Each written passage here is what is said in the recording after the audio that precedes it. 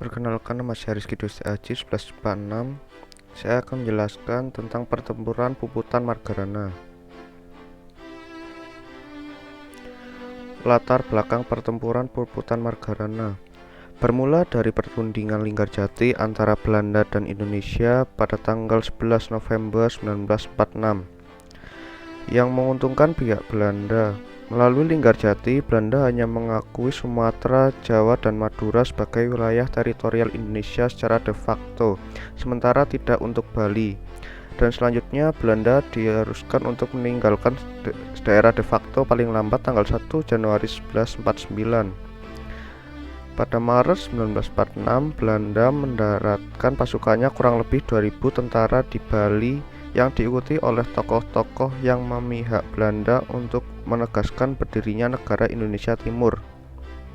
Keadaan ini membuat suhu perpolitikan dalam negeri goyah karena sebagian pihak menilai perjanjian Linggarjati merugikan Republik Indonesia. Rakyat Bali kecewa karena berhak menjadi bagian dari kesatuan Republik Indonesia. I Gusti Ngurah Rai yang saat itu menjabat sebagai komandan Resimen Nusa Tenggara digoda oleh Belanda dengan tawaran menggiurkan untuk meluluhkan hati seorang kolonel agar membentuk negara Indonesia Timur. Gusti Ngurah Rai yang saat itu berusia 29 tahun lebih memilih Indonesia sebagai tanah airnya.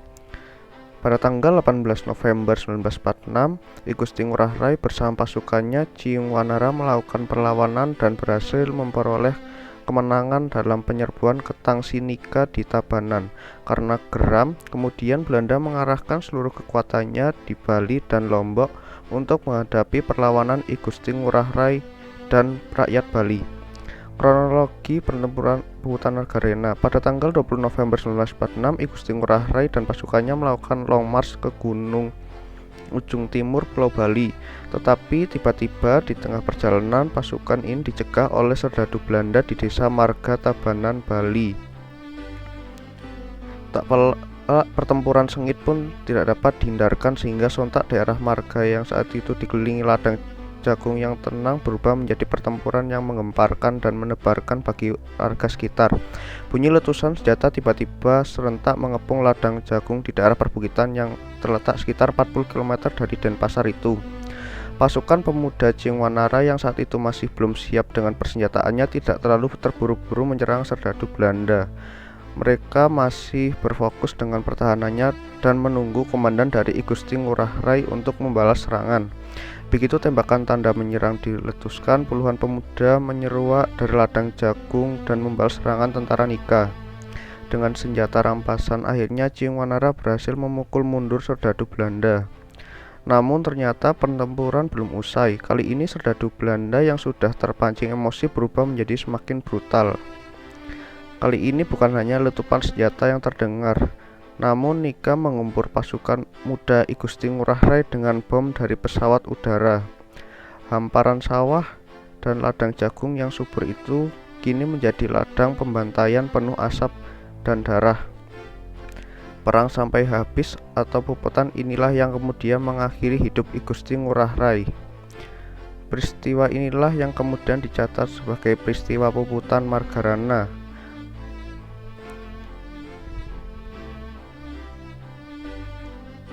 Malam itu pada 20 November 1946 di Marga ada sejarah penting, tonggak perjuangan rakyat Indonesia melawan kolonial Belanda demi nusa dan bangsa. Tokoh pertempuran Margarana yaitu Kolonel TNI Anumerta I Gusti Ngurah Rai. Dampak pertempuran Margarana.